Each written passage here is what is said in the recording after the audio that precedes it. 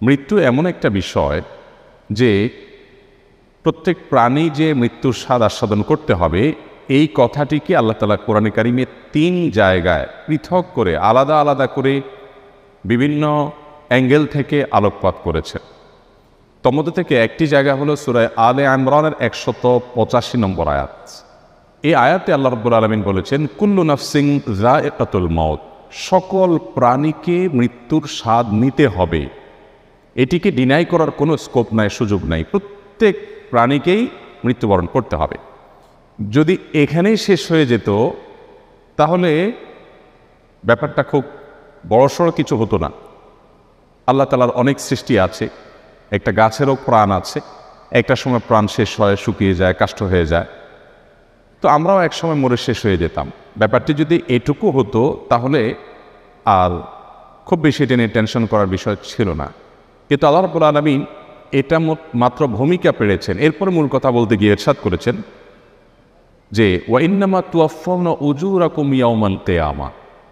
আসল ইস্যু হলো মৃত্যুবরণ করতে হবে, এটা বড় বিষয় না। বড় বিষয় হলো যে এরপর তোমাদেরকে কিয়ামত দিবসে আল্লাহ তাআলা তোমাদের জীবনের ছোট বড় প্রতিটি বিষয় সম্পর্কে পুঙ্খানুপুঙ্খ হিসেব করে তার পুরস্কার কিংবা তিরস্কার, শাস্তি কিংবা আল্লাহর পক্ষ থেকে উপঢৌকন, উপহার, বিনিময় আল্লাহ তাআলা তোমাদেরকে সেদিন বুঝিয়ে দিবেন। ফামান যুহজিহা আনিন নারি ওয়া উদখিলাল জান্নাতা ফাকাদ ফাজ। সেদিন যে ব্যক্তি আল্লাহর পক্ষ থেকে তার জীবনের আমলনামা অ্যানালাইসিস করার পর, মূল্যায়ন করার পর এই ঘোষণা পাবে যে তাকে জাহান্নাম থেকে মুক্ত ঘোষণা দেওয়া হয়ে গেছে এবং তাকে জান্নাতি এই ঘোষণা দেওয়া হয়ে গেছে, এই কথা যেই ব্যক্তি শুনতে পাবে এবং এই নিউজটা যে পাবে, এই বার্তাটা যে পাবে, ফাকাদ ফাজ। এই হলো পৃথিবীতে একমাত্র ব্যক্তি যে বলতে পারে আমি সফল হয়ে গেছি। এই সফলতার পর আর কোনো ব্যর্থতা কখনো তাকে স্পর্শ করতে পারে না। পৃথিবীর সকল সফলতার পর আবার কোনো ব্যর্থতা তাকে স্পর্শ করতে পারে। এই আতঙ্ক, এই চিন্তা, এই টেনশন আমাদের মধ্যে কাজ করে। একজন মানুষ যত সফলই হন নিজের জায়গায়, তার সেক্টরে, আপন আলোয়, আপন জগতে, একটা পর্যায়ে তার সফলতাটা থেমে যেতে পারে, যে কোনো মুহূর্তে ব্যর্থতায় পর্যবসিত হয়ে যেতে পারে। এই রিস্ক পৃথিবীর সকল মানুষের সকল স্তরে থাকে। শুধুমাত্র এই ঘোষণা যেদিন মানুষ পাবে কিয়ামতের ময়দানে, যে তোমাকে জাহান্নাম থেকে মুক্ত ঘোষণা করা হলো এবং জান্নাতে যাওয়ার আহ্বান করা হলো, নির্দেশ দেওয়া হলো, এরপর থেকে আর ব্যর্থতা বা ভয় বা শঙ্কা বলতে কোনো কিছু আর থাকবে না। আল্লাহ রাব্বুল আলামিন এই পৃথিবীতে যত কিছু সৃষ্টি করেছেন আমরা সবাই জানি, এ বিষয়ে কোনো শিক্ষিত অশিক্ষিত কোনো মানুষই দ্বিমত করেন না। সেটি হলো এই পৃথিবীর সকল উপভোগের বিষয়গুলো, প্রথমত এগুলোতে প্রাপ্তির কোনো নিশ্চয়তা থাকে না। আমরা যে স্ট্রাগল করি, চেষ্টা করি কোনো একটি জায়গা যাওয়ার, সেটি পাবো যে কোনো গ্যারান্টি থাকে না, এক। দ্বিতীয়ত হলো যদি আমরা সেটা পেয়েও যাই, অধরা জিনিসটা যদি আমরা ধরে ফেলতেও পারি, আমাদের তৃপ্তির স্থায়িত্ব থাকে না। অর্থাৎ প্রাপ্তি নিশ্চয়তা নেই আর তৃপ্তির স্থায়িত্ব নেই। আর জান্নাতের বিষয়ে আল্লাহ তাআলা বলেছেন যে সেখানে প্রাপ্তির নিশ্চয়তাও আছে আর তৃপ্তির স্থায়িত্ব আছে। এই জায়গা থেকে একজন মানুষ মৃত্যু পরবর্তী জীবন নিয়ে ভাববেন, চিন্তা করবেন। একজন ঈমানদার সেই জায়গা থেকে মৃত্যু পরবর্তী জীবনে তার আমলনামা যখন দেয়া হবে, সেটি কি ডান হাতে পাবেন, সেটি কি বাম হাতে পাবেন, সেটি কি গুড নিউজ হবে, সেটি কি তার জন্য ব্যাড নিউজ হবে, সেটি তার সফলতার পথ দেখাবে নাকি তাকে ব্যর্থ বলে প্রমাণ করবে, এই ভাবনা একজন ঈমানদারের চিন্তায় সব সময় থাকবে। মোহতারাম হাজরিন, আল্লাহ রাব্বুল আলামিন কোরআনে কারিমে আমাদেরকে বিভিন্নভাবে মৃত্যু পূর্ববর্তী প্রস্তুতি গ্রহণ করার জন্য বলেছেন। মৃত্যু পূর্ববর্তী প্রস্তুতির অংশ হিসেবে প্রথম যে কাজটি আমরা করতে পারি বা করা উচিত আমাদের, সেটি হলো ঈমানটাকে স্ট্রং করা। আমার ঈমান এবং বিশ্বাসের জায়গাটা যদি খুব পরিচ্ছন্ন হয়, পরিষ্কার হয়, শক্ত হয়, এরপর যদি আমার আমলের ক্ষেত্রে কোনোটা ত্রুটিও থাকে, কমও থাকে, তো আমার বেসিকটা ঠিক থাকলো, ফাউন্ডেশনটা ঠিক থাকলো অন্তত। এই জন্য আমাদের আখিরাতের প্রস্তুতি হিসাবে, মৃত্যু পরবর্তী জীবনের প্রস্তুতি হিসাবে ঈমানটা আমার পিওর আছে কিনা, কোনো ভেজাল আছে কিনা, সে বিষয়টিকে খুব ভালো করে আমাদের একটু ভাবতে হবে এবং বারবার করে সেটা নিয়ে আমাদের পড়াশোনা ঘাটাঘাটি করতে হবে। বিশেষ করে কোরআন এবং হাদিস থেকে আমাদের ঈমান এবং বিশ্বাসের পয়েন্টগুলো নিতে হবে। দ্বিতীয়ত যে প্রস্তুতি নিতে হবে তা হলো নেক আমল এবং ভালো কাজ। ভালো কাজ এর যে সীমানা এটা এতটা পরিব্যাপ্ত যে আমরা ভালো কাজ বলতে মনে করি শুধু নামাজ রোজা করা, আমরা ভালো কাজ করতে মনে করি শুধুমাত্র ওয়াজ নসিহত করা, আমরা ভালো কাজ করতে মনে করি শুধুমাত্র কোরআন তেলাওয়াত করা, জিকির আজকার করা, সুবহানাল্লাহ আলহামদুলিল্লাহ বলা। এগুলো ভালো কাজ, মৌলিক ভালো কাজ, সন্দেহাতীত পাবে। কিন্তু ভালো কাজের সীমানাটা এত পরিব্যাপ্ত, মানুষ যেই কোনো কাজ করবে সেটা দ্বারা তার নিজের বা মানুষের সমাজের কোনো কল্যাণ যদি বয়ে আনে এবং সেখান থেকে সে যদি আল্লাহর সন্তোষিটা আশা করে, এই পয়েন্টগুলো একত্র হলে সেটি কিন্তু একটা ভালো কাজে পরিণত হয়, পর্যবেসিত হয়। আমাদের নবীজি সাল্লাল্লাহু আলাইহি ওয়াসাল্লাম বলেছেন, আহাব্বুন নাস ইলাল্লাহি আনফাহুম লিন-নাস, আল্লাহর কাছে সবচেয়ে প্রিয় মানুষ সে যে মানুষের জন্য সবচেয়ে বেশি উপকারী হয়, কল্যাণকর হয়, যার ভূমিকা অন্যের উপকার বয়ে আনে। এই মানুষটা আল্লাহর সবচেয়ে পছন্দের এবং সবচেয়ে প্রিয় মানুষ। মোহতারাম হাজিরিন, এরকম রকমারি ভালো কাজ দিয়ে আমাদের আমল নামাকে, আমাদের জীবনকে সাজাবার চেষ্টা আমাদের মৃত্যু পরবর্তী জীবনের ভাবনা থেকেই আমাদের করা উচিত। কারণ আরবি ভাষার একজন কবি বলেছেন, আমারুনা আমারুনা। আমারুনা আমারুনার মানে হলো যে আমাদের জীবনটা হলো আমাদের কর্মের অপর নাম। আমরা যখন মারা যাব শুধুমাত্র একটি জিনিসই থাকবে, যে আমি কেমন ছিলাম।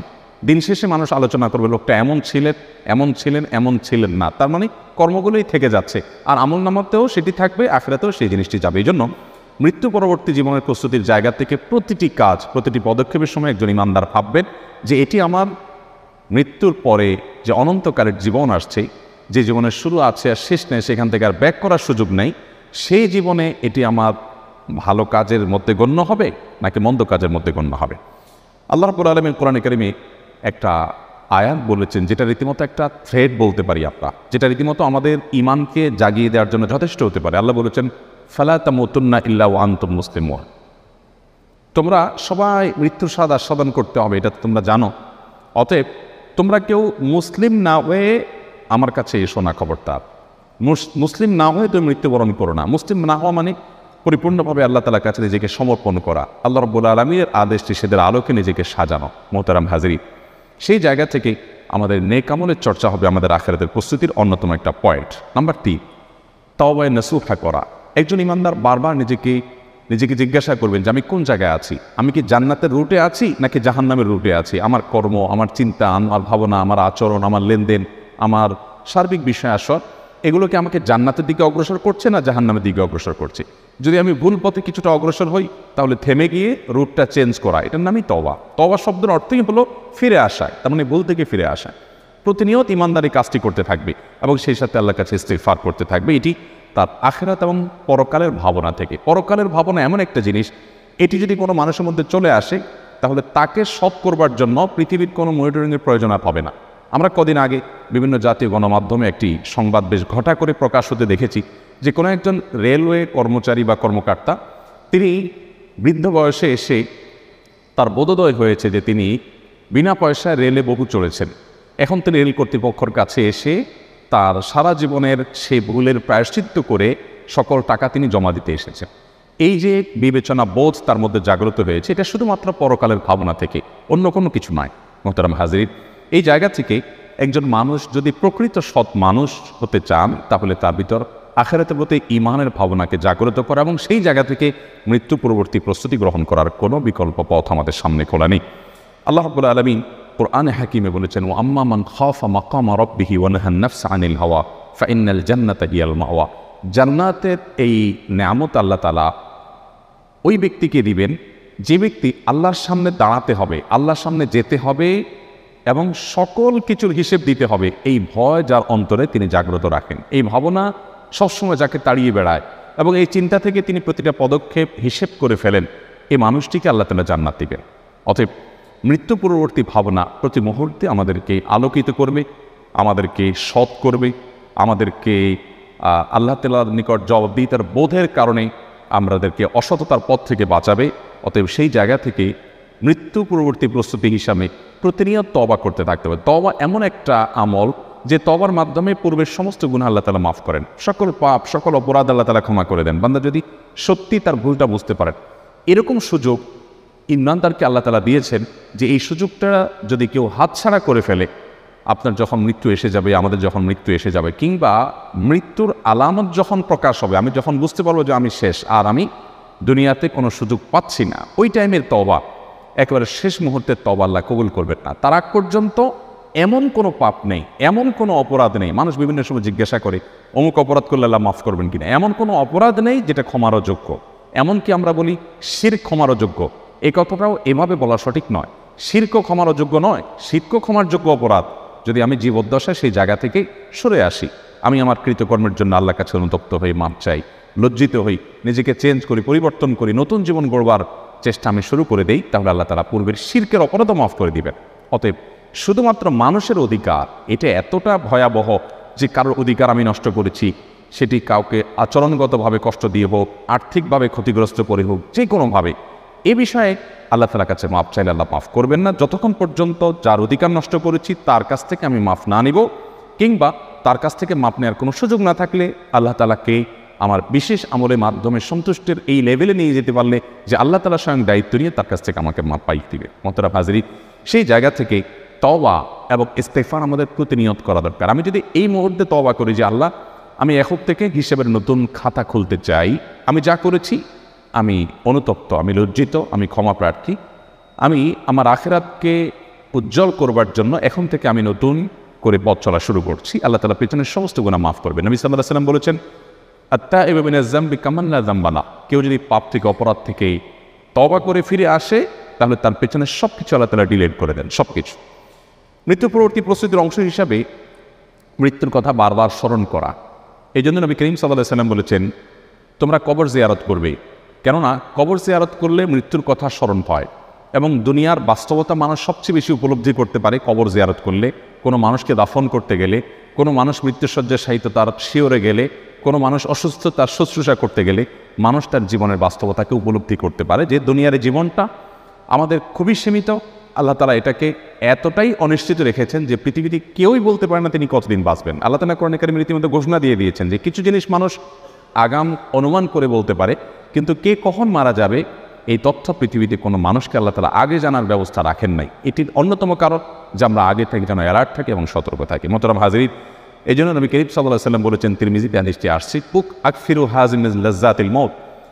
মৃত্যু যেটা মানুষের বিভিন্ন স্বাদের সাথে মানুষের যে কানেকশন, এটাকে ডিসকানেক্ট করে দেয়, সে মৃত্যুর কথা বেশি বেশি স্মরণ করবে। আমরা যখনই একাকী নির্জনে একটু ভাবার সুযোগ পাবো, আমরা যখন মৃত্যুর কথা ভাববো, মৃত্যু পরবর্তী জীবনের কথা ভাববো, তো সাথে সাথে আমাদের মধ্যে আল্লাহর নিকট জবাবদিহিতার বোধের যে জায়গাটা, সেটাকে খুব দারুণভাবে তৈরি করবে এবং ফলশ্রুতিতে আমরা সততার পথে চলতে সহায়ক হবে ইনশাআল্লাহ তাআলা। নবী করিম সাল্লাল্লাহু আলাইহি ওয়াসাল্লামের নির্দেশনার আলোকে আমাদের মৃত্যু পরবর্তী প্রস্তুতি হিসাবে 5 নম্বর যে করণীয় কথা আমি বলতে চাই তা হলো ওসিয়ত করা। ওসিয়ত এটা আমাদের সমাজ থেকে হারিয়ে যাওয়া একটা গুরুত্বপূর্ণ আমল। নবী করিম সাল্লাল্লাহু আলাইহি ওয়াসাল্লাম বলেছেন, তোমার মৃত্যুর পর তুমি তোমার পরিবার পরিজন, আত্মীয় স্বজন, নিকটজন যারা আছেন তাদেরকে উদ্দেশ্য করে তুমি যদি কিছু বলার থাকে, তুমি কিভাবে তাদেরকে দেখতে চাও, তোমার সহায় সম্পদের ব্যাপারে তাদের কি রোল হবে, সে বিষয়ে তোমার যদি কোনো ডিরেকশন দেওয়ার থাকে, তো একটি রাতও তুমি ঘুমাবে না সে ডিরেকশন দেওয়া ছাড়া, লিখিত ওসিয়ত লেখা ছাড়া। তো একজন মুসলমান মৃত্যুর প্রস্তুতির অংশ হিসেবে ওসিয়ত লিখে রাখবেন, প্রয়োজনে সেটা আপডেট করবেন কিছুদিন পর পর, এবং তার মৃত্যু যে কোনো মুহূর্তে হয়ে গেলেও তার পরিবারের সদস্যরা সেই ওসিয়তনামা অনুসরণ করে করে তারা সুপথে চলতে পারবেন। অতএব আমি যে মৃত্যুর জন্য প্রস্তুত সেটি প্রমাণ হবে আমি ওসিয়ত লিখে আমি রেডি রয়েছি যে আমি মারা গেলে এইভাবে আমার পরিজনকে আমি গাইডলাইন করছি। 6 নম্বর যে আমলের কথা বলতে চাই তা হলো আল্লাহ তাআলার কাছে দোয়া করা যেন আল্লাহ তাআলা আমাদেরকে ঈমানের উপর অটল রাখেন। এটাও মৃত্যু পরবর্তী প্রস্তুতি, মৃত্যু পরবর্তী জীবনের জন্য, যে আল্লাহ আপনি আমাদেরকে অটল রাখুন। কারণ ঈমানের উপর অটল থাকা এটা খুব চ্যালেঞ্জিং একটা বিষয়। পৃথিবীর বয়স যত বাড়বে, পৃথিবীর আয়ু যত বাড়বে, ঈমানের উপর অটল থাকা তত কঠিন হবে। নবী করিম সাল্লাল্লাহু আলাইহি ওয়াসাল্লাম বলেছেন, এমন একটা সময় আসবে মানুষ সকালে মুসলমান থাকবে, বিকালে বেঈমান হবে, সন্ধ্যায় মুসলমান হবে, আবার সকালে বেঈমান হয়ে যাবে। অর্থাৎ ঈমানটা এত ঠুনকো হয়ে যাবে, পৃথিবী নানাভাবে মানুষের সামনে উপস্থাপিত হবে, মানুষের ঈমান দিন দিন দুর্বল হবে, নানামুখী ষড়যন্ত্র, শয়তানি ষড়যন্ত্র ঈমান হরণ করার জন্য তৈরি হবে। এগুলোতে ঈমান টিকিয়ে রাখা খুব কঠিন হবে। এই সময়টাতে একজন ঈমানদার আল্লাহ তাআলার কাছে দোয়া করবেন যে আল্লাহ আমার জন্য ঈমানের উপর আমি অটল থাকি। নবী সাল্লাল্লাহু আলাইহি ওয়াসাল্লাম দোয়া করতেন, ইয়া মুকাল্লিবাল কুলুব সাব্বিত কলবি আলা দীনিক, হে অন্তরকে পরিবর্তনকারী, আমার অন্তরকে আপনি আপনার মুখী করে দিন এবং আপনার দিকে আমার অন্তর যেন সবসময় ঝুঁকে থাকে, আপনি সেরকম করে দিন।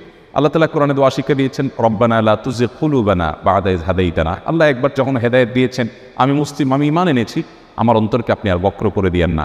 কোনো পরিস্থিতি আমাকে যেন ঈমান থেকে টলিয়ে না দেয়, সরিয়ে না দেয়। এই জন্য আমরা দোয়া করতে থাকবো। আমি আমার পুরো বক্তব্যের সারাংশটা কয়েক সেকেন্ডে বলে দিচ্ছি। মৃত্যুর পূর্বে আমরা আল্লাহ তাআলার কাছে সবাইকে যেতে হবে এবং ফিরে আসার আর কোনো সুযোগ থাকবে না। অতএব আমরা কয়েকটা প্রস্তুতি নিতে পারি বা নেওয়া উচিত আমাদের। নাম্বার 1, আমার ঈমানটাকে একটু পরখ করা, যে আমার ঈমানটা আসলে ঠিক আছে কিনা, আমার বিশ্বাসটা, আমার ফেথটা ঠিক আছে কিনা, কোনো ত্রুটি আছে কিনা, এটাকে নিয়মিত কারেকশন করা, বিশ্বাসটাকে, ঈমানটাকে ঠিক করা। নাম্বার 2, ভালো কাজ দিয়ে গোটা জীবনকে সাজাবার চেষ্টা করা, যে আমার প্রতিটি কাজ হয় ভালো নয় মন্দ, হয় নেকামল হিসাবে গণ্য হবে না বদামল হিসাবে গণ্য হবে।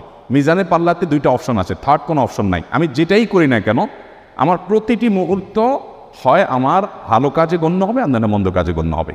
অতএব এই বিবেচনাটা সবসময় করে হিসেব করে চলা। নাম্বার 3, সবসময় তওবা করতে থাকা। আমরা মানুষ ভুল হতেই পারে, অতএব প্রতিনিয়ত তওবা করে করে কারেকশন করে নতুন করে পথ চলা শুরু করা। নাম্বার 4, মৃত্যুর স্মরণটা বেশি বেশি করে করা। যত বেশি মৃত্যুর স্মরণ, মৃত্যু নিয়ে ভাবতে পারবো, বিশেষ করে কবরস্থানে যাওয়া। মাঝে মধ্যে কোনো মানুষ মারা যায়নি, তারপর আপনি কবরস্থানে চলে গেলেন আত্মীয় স্বজনের কবর জিয়ারত করার জন্য, কিছুক্ষণ দাঁড়ালেন, তাদেরকে সালাম বিনিময় করলেন, আপনার ভিতরে ভাবোদয় হবে যে আমাকে একদিন আসতে হবে এই জায়গাটাতে। নাম্বার 5, কোনো ওসিয়ত করার থাকলে মৃত ব্যক্তি মৃত্যুর আগে জীবিতদের উদ্দেশ্যে ওসিয়তনামা লিখে রেডি করে রাখা, মৃত্যুর প্রস্তুতির অংশ। এবং সেটা একজন মানুষ তরুণ বয়স থেকে, যুবক বয়স থেকেই করতে পারেন, কোনো অসুবিধা নেই। এবং নাম্বার 6, আল্লাহর কাছে ঈমানের উপরে অটল থাকার জন্য দোয়া করতে থাকা। আল্লাহ আমাদের সবাইকে আমাদের জীবদ্দশায় আখিরাতের প্রস্তুতি গ্রহণ করে দুনিয়া থেকে যাওয়ার তৌফিক দান।